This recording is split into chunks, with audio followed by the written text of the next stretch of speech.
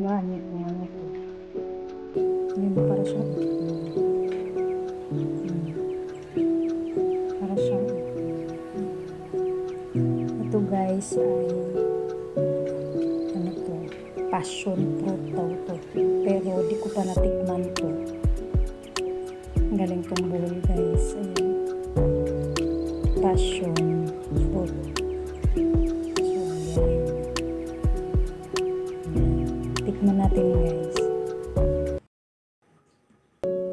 Guys, ito yung itsura ng loob ng passion fruit. Hindi ko pa kasi ito natikman.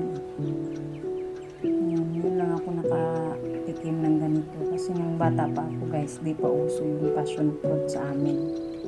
Ayan, para siyang tuka manok. Tuka manok sa amin. Tuka manok. Ayan. Tinikman ko siya guys. Ano siya? Ang makain lang daw pala dito guys ay ito lang.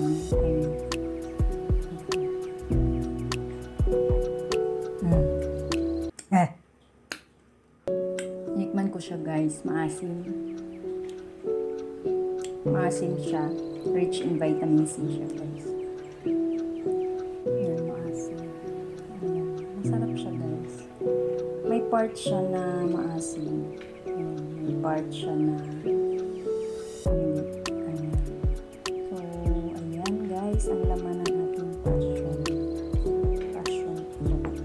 Passion fruit daw to guys.